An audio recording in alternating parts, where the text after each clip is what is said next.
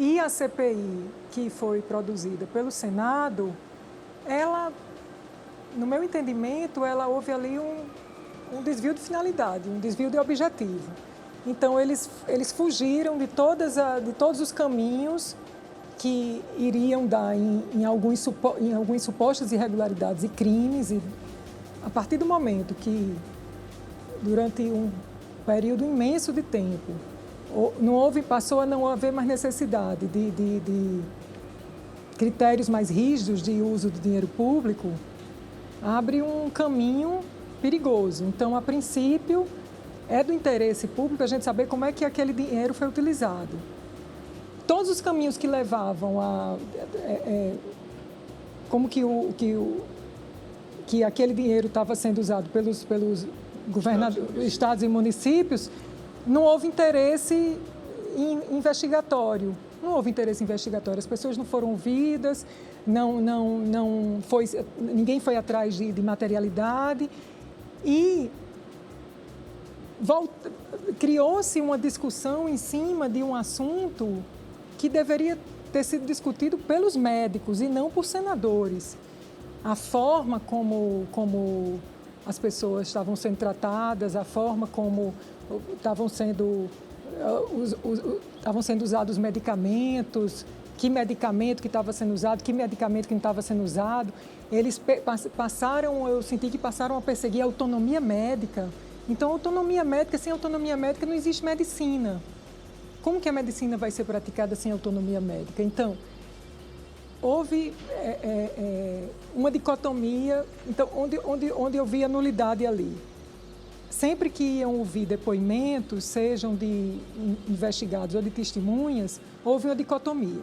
Se o depoente tinha uma linha de raciocínio que beneficiava a tese que eles estavam tentando afirmar, eles eram bem tratados conforme a Constituição Federal, conforme os princípios, o artigo 5º da Constituição, o Código de Processo Penal, essa coisa... O senador Randolph dizer que estava ali para apoiar os depoentes, né? Ele chegou a dizer isso. Exatamente. Então, ele está declarando até o posicionamento. E quando o depoente era de uma linha contrária à tese que estava sendo defendida pela maioria ali dos senadores, eu vi ali supostos cometimentos até de crimes, entendeu? Então, eu vi pessoas supostamente sendo injuriadas, difamadas, caluniadas e sendo feito juízo de valor em relação ao depoente, ou seja, em vez de estar ouvindo o depoente para ver o que ele tinha ali para dizer,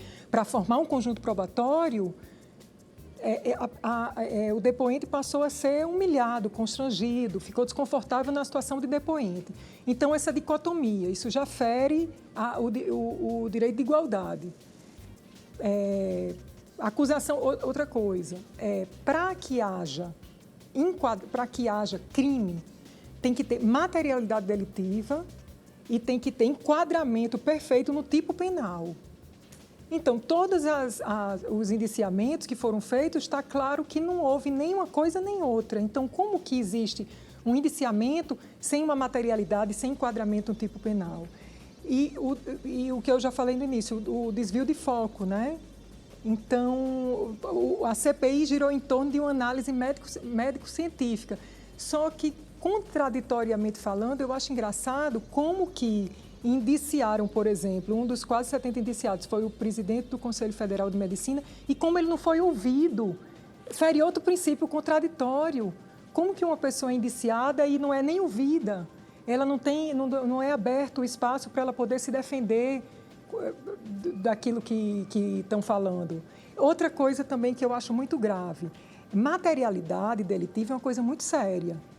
É preciso que seja feito um conjunto probatório robusto, perene, que fale por si, independentemente de opinião. Eu aprendi até ainda no curso de Direito que o corpo fala com o médico perito. O corpo fala, a gente tem que observar ali, não é opinião, vamos observar ali o corpo de delito. Então, como é que uma CPI ela se baseia em opinião? Ela se baseia em conclusão de jornalista. A materialidade delitiva foi o quê? Uma matéria da revista Piauí, por exemplo. Eu tomei interesse pessoal por essa CPI a partir do momento que eu fui procurada pela viúva do Dr. Anthony Wong, a partir de uma matéria da revista Piauí, vinculada no dia 21 de setembro.